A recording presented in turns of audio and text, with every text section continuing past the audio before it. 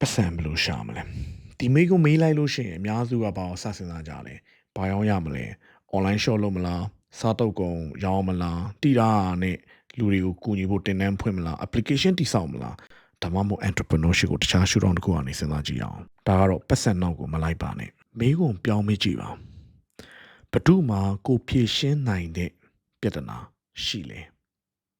ဒီမေးခွန်းရေးကြည့်ပါတယ်ဘာကြောင့်လဲဆိုတော့ပတ်စံဆိုတာအစမဟုတ်ပါဘူး value exchange တစ်ခုရဲ့ရလက်တစ်ခုပဲဖြစ်ပါတယ်အဲ့တော့ပတ်စံစရှာပြီဆိုလို့ရှိရင်အရေးကြီးတဲ့အဆင့်လေးတွေရှိပါတယ်ဒီအဆင့်12ဆင့်ကိုကျွန်တော်ဒီဗီဒီယိုလေးမှာတင်ဆက်ပေးသွားပါမယ်နံပါတ်1ကဘယ်သူတွေစီကပတ်စံရှာမလဲပတ်စံရှာခြင်း product ကိုအရင်မစဉ်းစားပါနဲ့လူကိုအရင်စဉ်းစားပါဥပမာကိုက business နဲ့ပတ်သက်တဲ့ knowledge ရှိရဆိုပါ business training ဖွင့်မယ်ဆိုတော့အရင်မစဉ်းစားသေးပါနဲ့အရင်မေးကြည့်ပါဘယ်သူအတွက်လဲ business စလုပ်မဲ့လူတွေအတွက်လားလုပ်ငန်းရှိပြီးသား sales မဲ့တက်တဲ့လူတွေအတွက်လား sales ရှိပေမဲ့အမျက်မကြမ်းတဲ့လူတွေအတွက်လားလုပ်ငန်းကြီးလာပြီးဝန်ထမ်းတွေကို manage မလုပ်နိုင်တဲ့ owner လားဒါမှမဟုတ်ကိုမရှိတာနဲ့လုပ်ငန်းမလဲပတ်တော့တဲ့ owner လားဒီလူတွေအားလုံးကို business owner လို့ခေါ်လို့ရပါတယ်ဒါပေမဲ့သူတို့ရဲ့ပြဿနာတွေမတူပါဘူးပြဿနာမတူရင်သူတို့လိုချင်တဲ့ရလက်မတူဘူးရလက်မတူရင်လိုချင်တဲ့ solution မတူဘူး solution မတူရင်ကိုရောင်းရမယ့် product လည်းမတူပါဘူးဒါကြောင့် product မရောင်းခင် people ကိုရွေးပါ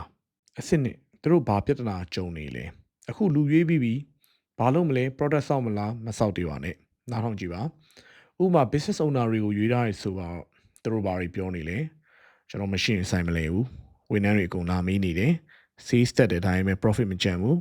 လူခန့်လာပေမဲ့ကိုပဲအကုန်လုံးနေရတယ် business ကြီးလာပေမဲ့ကိုပင်ပန်းလာတယ်ဒီစကားတွေအရေးကြီးပါတယ်ဘာကြောင့်လဲဆိုတော့ဒါကို customer language လို့ခေါ်ပါတယ်ဒီအဆင့်မှာကိုထင်တာအောင်မရေးပါနဲ့ customer ပြောတာအောင်ရေးပါသူတို့မေးနေကြမေးခွန်းတွေကိုရေး complaint တွေကိုရေးစိုးရင်တာကိုရေးဘာလို့ခြင်းလဲဆိုတာကိုရေးပါသူတို့ပြောတာနားထောင်ပါကောက်ချက်မချပါနဲ့ဒီချက်လက်တွေကို customer နဲ့စကားပြောရင်းနဲ့ရမယ် sales team နဲ့စကားပြောရင်းနဲ့ရမယ် Facebook comment တွေ review တွေရတယ်လည်းရနိုင်ပါတယ်နောက်တစ်ခုကတော့ဘာပြဿနာကိုဖြေရှင်းမလဲဆိုတဲ့မေးခွန်းကိုဖြေရပါတယ်အခု customer တွေကိုလေ့လာလိုက်လို့ရှိရင်ပြဿနာအများကြီးတွေ့လာမယ် sales ပြဿနာ marketing ပြဿနာ cash flow ပြဿနာ staff ပြဿနာ SOP မရှိတာ manager မရှိတာ customer မပြန်ပြီးမဝယ်တာ owner ပေါ်မှာအားလုံးမိခိုနေရတာဒီမှာ entrepreneur တယောက်အနေနဲ့အရေးကြီးဆုံး decision တစ်ခုကိုလုပ်ရမယ်အကုန်မဖြေရှင်းနဲ့ရွေးဖို့လိုပါတယ်ပြဿနာတစ်ခုကိုကြည့်ပြီးမေးကြည့်ကြည့်ပါလူအများစုကြုံနေတယ်လားနာကျင်မှုကအကြီးတယ်လားအခုဖြေရှင်းခြင်းနေကြလားကိုကဖြေရှင်းပေးနိုင်လားဒါမှမဟုတ် business ပိုကောင်းခြင်းနေဆိုတာအရန်ကျေပြန့်တဲ့ပြဿနာလားဘာလို့ပိုကောင်းခြင်းတာလဲ owner မရှိရနဲ့ operation ရပ်သွားတယ်ဆိုရင်ကိုမပါမဲ့လည်းပဲဘဒုပြဿနာလည်းတည်တယ်ဘာဖြစ်နေလဲတည်တယ်သူလိုချင်တာဘာလဲဆိုတော့တည်သွားတယ်နံပါတ်4ကတော့ဒီပြဿနာပတ်စံရနိုင်လားဆိုတော့ပဲဖြစ်ပါတယ်အခုပြဿနာတစ်ခုရွေးပြီးဒါတော့ business စလို့ရပြီလားမရသေးပါဘူးပြဿနာရှိရနဲ့ business opportunity ဖြစ်တာမတူပါဘူးနောက်ထပ်မေးရပါမယ်ဒီပြဿနာဖြေရှင်းဖို့အတွက်လူတွေပတ်စံပေးနေပြီလားပေးနေဘယ်လောက်ပေးနေလဲအခုဘယ်လိုဖြေရှင်းနေကြလဲအခု owner မရှိရင် business မလဲပတ်တဲ့ပြဿနာဆိုပါတော့သူတို့ manager ခန့်နေကြလား consultant ခုံနေကြလား training တွေတက်နေလား software သုံးနေလား SOP ဆွဲနေလားဒါမှမဟုတ်ဘာမှမလုပ်ပဲ owner ကိုယ်တိုင်တရက်ကို12နာရီ14နာရီအလုပ်ပို့လုပ်နေလားဒီမှာတတိထားရမှာက competitor ဆိုတာကို product ကြောင်းနေလူတယောက်တည်းမဟုတ်ပါဘူး customer လက်ရှိအသုံးပြုနေတဲ့ alternative အားလုံးကိုယ့်ရဲ့ competitor ဖြစ်နိုင်ပါတယ်ဘာမှမလုပ်ပဲနေရင်တော့မှ alternative တစ်ခုဖြစ်နိုင်ပါတယ်ဒါကြောင့်ကိုမေးခွန်းတစ်ခုမေးကြည့်ပါလက်ရှိ solution ထက်ကိုကဘလို့ပိုကောင်းအောင်ဖြစ်ရှင်းနိုင်လဲပိုမြန်နိုင်လားပိုလွယ်နိုင်လားပိုရိုးရှင်းနိုင်လားပိုတက်တာနိုင်လားပိုယုံကြည်မှုရနိုင်လားပိုကောင်းတဲ့ရလက်ပေးနိုင်လားနောက်ပြီးတော့ငါ solution ကပိုကောင်းတယ်ကိုယ်တိုင်ထင်နေုံနဲ့မလုံတော့ပါဘူး market ကလက်ခံရပါမယ် customer တန်ဖိုးထားရပါမယ်နံပါတ်5ချက်ကတော့မပြည့်စုံခင်မှာစတင်ပါပြည့်စုံဖို့စောင့်မနေပါနဲ့လုပ်ငန်းရှင်တွေအကုန်လုံးကလှုပ်တက်လို့စခဲ့ကြတာမဟုတ်ပါဘူးလုံရင်းနဲ့တက်သွားကြတာဖြစ်ပါတယ်ဒါကြောင့်မလို့အမြဲတမ်းတည်ရမှာတက်လို့လုပ်ခဲ့ကြတာမဟုတ်ဘူးလုံရင်းတက်သွားတာပါ learning by doing ပါဒါကြောင့်လို့မပြီးပြည့်စုံခင်မှာအရင်စတင်ပါဒီနံပါတ်5အချက်ကအင်မတန်အရေးကြီးပါတယ်အဲ့တော့ဒီဗီဒီယိုလေးမှာလုပ်ငန်းစတင်ပြီဆိုရင်ဘဒူတွေကိုကူညီမှာလဲသူတို့ကြုံတွေ့တဲ့ပြဿနာဘာတွေလဲဘလို့နီးလန်းနဲ့ဖြေရှင်းပေးမလဲငွေရောရမလားဒီအချက်တွေကိုမျှဝေခဲ့ ကျွန်တော်ငယ်ငယ်တော့တင်ခဲ့တဲ့ပညာရေးစနစ်ကကျွန်တော်တို့အောင်မြင်ဖို့အတွက်အတားအဆီးအများကြီးဖြစ်နေစေပါတယ်။ဘာကြောင့်မလို့လဲမဆိုတိပါလား။ဒါကတော့ကျွန်တော်တို့အရာရာကိုပြီးပြည့်စုံမှစတင်ခြင်းဖြစ်ပါတယ်။တခုလုံးတော့မယ်ဆိုလို့ရှိရင်ငါမှအတွေ့အကြုံမရှိဘူး။ငါမလုပ်ဘူး။တခုဆိုရင်လက်စုပ်လက်ကင်ပြကြမှာစကြင်ကြတယ်။အမှန်တော့အရေးကြီးဆုံးကလုပ်ငန်းလုပ်တော့မယ်ဆိုရင်ပြဿနာဖြစ်ရှင်းနိုင်ဖို့ကအရေးကြီးဆုံးပါ။ပြီးလို့ရှိရင်ကျွန်တော်တို့တွေအကုန်လုံးကကန့်တက်အတွေးတွေဖြစ်တဲ့ limiting belief တွေနဲ့ကြီးလာကြတယ်။ငါမရှိလုပ်ငန်းမဖြစ်ဘူး။တင်တန်းတစ်ခုမပြီးသေးဘူးဆိုလို့ရှိရင်ကလုံးလုံးမရနိုင်သေးဘူးပွဲမရသေးဘူးဘာကတော့မပြီးသေးဘူးဒီလိုအချက်လက်တွေနဲ့ကျွန်တော်တို့ပြီးပြည့်စုံမှုအတွက်တစ်နေ့ကိုစောင့်နေကြတယ်ဒါကကျွန်တော်ဘဝတကယ်အပြည့်အစည်ဖြစ်စေနိုင်ပါတယ်ကျွန်တော်ဘဝမှာလည်းရင်တော့အဲ့လိုမျိုးစဉ်းစားပြီးတော့မှချိန်နေကြရင်ဖြုံးခဲ့တာရှိတယ်အကြောင်းလို့ပြောရမယ်ဆိုရင်ကျွန်တော်တို့ပြီးပြည့်စုံမှမစပါနဲ့ကိုစလို့ရတဲ့အောင်စပါလုပ်ငန်းရှင်တိုင်းဒီလှုပ်တက်လို့လုပ်ခဲ့ကြတာမဟုတ်ဘူးလုပ်ရင်းနဲ့တက်ခဲ့ကြတာဖြစ်ပါတယ်ဒါတော့နံပါတ်9အရေးကြီးအချက်ဖြစ်ပါတယ်ဟုတ်ပြီကျွန်တော်ဘယ်ရန်နေစရမလဲဆိုလို့ရှိရင် solution တေးသေးလေးနဲ့စမ်းကြည့်ကြည့်ပါထုတ်ကုန်တေးတေးဝန်ဆောင်မှုတေးတေးပြီးအလုပ်ဖြစ်လာကျွန်တော်တိုင်းတာကြည့်အလုံးဖြစ်သေးဘူးဆိုပြန်အလုပ်ဖြစ်တယ်ဆိုရင်ဒီဥစ္စာပူကောင်းအောင်လုပ်ကြည့်ဒီလိုမျိုးဖြည်းဖြည်းမှန်မှန်နဲ့ပဲကျွန်တော်တို့ကနောက်ဆင့်သွားရတာဖြစ်ပါတယ်ဒါတော့အင်္ဂလိပ်လိုဆို iteration လို့ခေါ်ပါတယ်ကျွန်တော်လာတွေအများကြီးကြာပြီးတော့မှတိဆောက်ထားတဲ့ဒီ version တခုတည်းထုတ်ဖို့မစင်စားပါနဲ့ကျွန်တော်တို့က small step လေးလုပ်ပါ version 1 version 2 version 3ဒီလိုမျိုးအခောက်စမ်းတက်ပြီးတော့မှပိုကောင်းလာဖို့အရေးကြီးပါတယ်ဒါကြောင့်မလို့ reality ကကျွန်တော်တိုးတက်မှုတွေဖြစ်စေပါတယ်ဒါကြောင့်မလို့ဖြစ်ရှင်းလိုက်တယ်အလုပ်ဖြစ်တယ်ဒါနဲ့တိုင်းတာပါဒီတော့ customer 1ယောက်2ယောက်3 4 5ယောက်ဒီလိုမျိုးတစ်ဖြည်းဖြည်းချင်းစီဒါများလာလေကျွန်တော်တို့အလုပ်ဖြစ်တာနဲ့အလုပ်မဖြစ်တာကိုပိုတိလာလေအလုပ်မဖြစ်တာကိုပဲအလုပ်ဖြစ်တာကိုပိုလုပ်လေနောက်တစ်ဆင့်ပိုရောက်လေဖြစ်ပါတယ်လူတွေရဲ့ကြာရှုံးခြင်းရဲ့တရခံကကိုယ့်ရဲ့အထင်အမြင်ကိုအမှန်လို့တရတီထင်နေတာဖြစ်ပါတယ်ဒါကြောင့်မလို့ကျွန်တော်တို့စမ်းပါမယမ်းပါနဲ့ပြီးလို့ရှိရင်သင်ခန်းစာယူပါအလုပ်ဖြစ်တာနဲ့အလုပ်မဖြစ်တာကိုခွဲတီးအလုပ်မဖြစ်တာကိုဖယ်ခဲ့အလုပ်ဖြစ်တာကိုဆက်လုပ်မယ်ဆိုရင်နောက်တစ်ဆင့်ရောက်ပါမယ်အလုပ်ဖြစ်တာတွေကို message notes တွေအနေနဲ့ရေး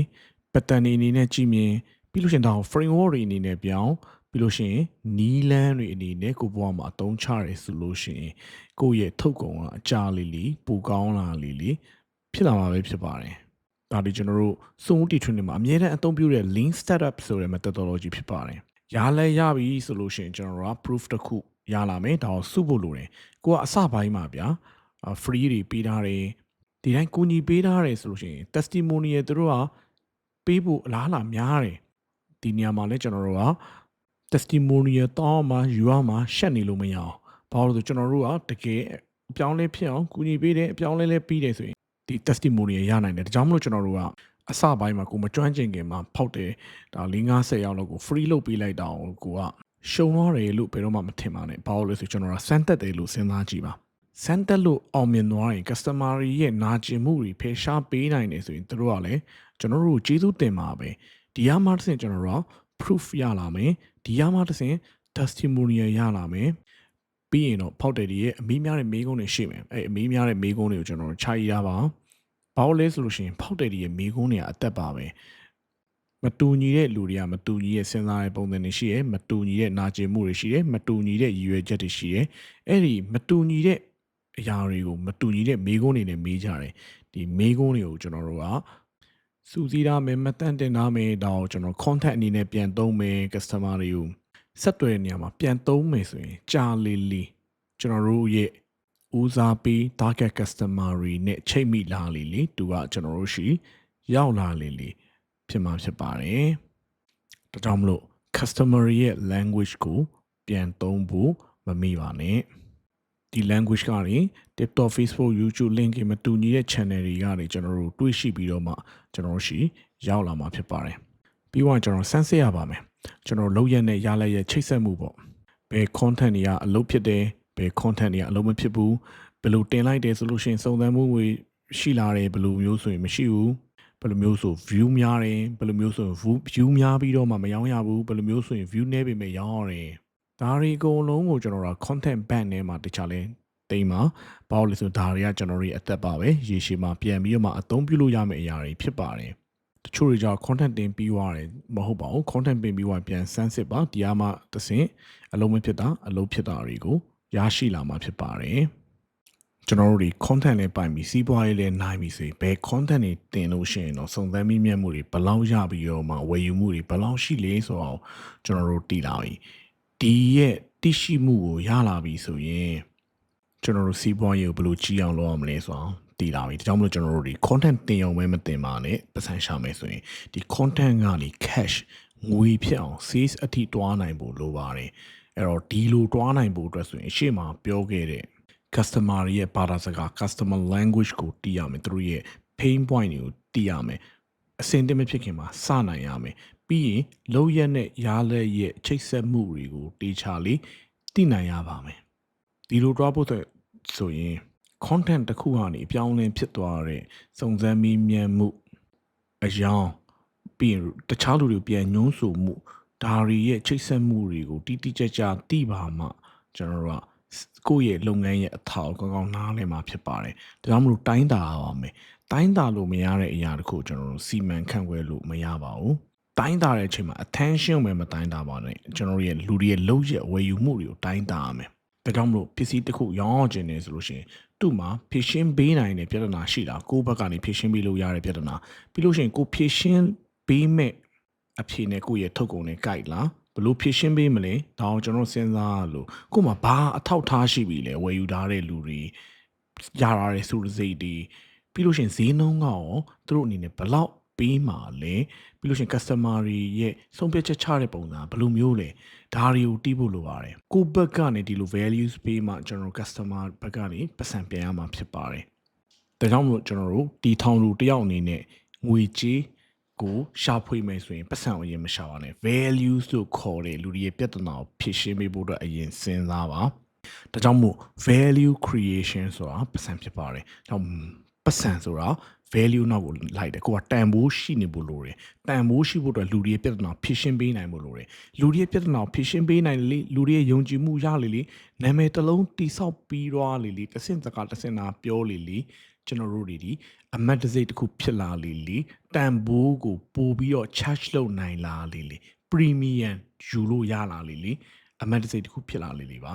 ါဒါကြောင့်မလို့မိတ်ဆွေဒီဟင်းရဲ့ကစုံရွက် commodity ပဲမလုပ်ပါနဲ့အမတ်တစိတ်တီဆောက်ရပါမယ်ဒီလိုတီဆောက်ဖို့အတွက်ဆိုရင်ရှေ့ကပြောခဲ့တဲ့အဆင့်တွေကိုတွားရပါတယ်ပတ်စံနောက်ကိုပဲမလိုက်ပါနဲ့ရေတိုပဲမကြည့်ပါနဲ့ဒီလိုအမတ်တစိတ်ရှိလာပြီဆိုကျွန်တော်နောက်တစ်ဆင့်တက်ဖို့အတွက်ဆိုရင်ကိုယ့်ရဲ့လုပ်ငန်းထဲမှာကိုကနေပြီးအထက်မှာပဲပိတ်မနေမိအောင်ကျွန်တော်တို့လုပ်ရတော့မယ်ဘာလို့လဲဆိုရင်ကိုကနေကြီးပဲရလုပ်လို့မရအောင်ကိုကလူတွေယုံကြည်မှု brand တစ်ခုတိဆောက်နိုင်ပြီဆိုလို့ရှိရင်ကိုယ့်ရဲ့လုပ်ငန်းရဲ့အရေးကြီးတဲ့အစိတ်ပိုင်းတွေအရေးမကြီးအစိတ်ပိုင်းတွေဒါတွေကိုတဆင့်ချင်းစီလွဲပေးဖို့လိုလာပါပြီဒီတော့ကိုမပါပဲလေပတ်တဲ့စနစ်တစ်ခုချပြီလုပ်ငန်းတစ်ခုဆိုတာစနစ်တွေအများကြီးရှိပါတယ် marketing sales delivery finance people customer ဒါတွေအကုန်လုံးအစပိုင်းမှာ founder ကိုယ်တိုင်လုပ်နေရတာဖြစ်နိုင်တယ်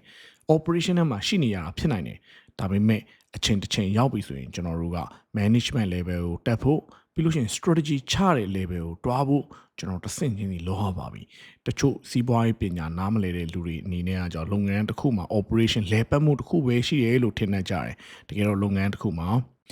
တီထောင်လူကိုယ်တိုင်အကုန်လုံးလိုက်လုံနေဆို bottleneck ဖြစ်နေမယ်အဲ့တော့ကျွန်တော်တို့လောက်ရမှာဒီလိုအကုန်လုံးလဲပတ်နေဖို့အတွက်ဆိုလို့ရှိရင် owner dependent business မဖြစ်အောင်ကျွန်တော်လောက်ရမယ်ကျွန်တော်တို့လုပ်ငန်းရှင်တွေဒီလဲပတ်တဲ့စနစ်တွေကိုလူတွေကိုတာဝန်ပေးဖို့လိုတယ်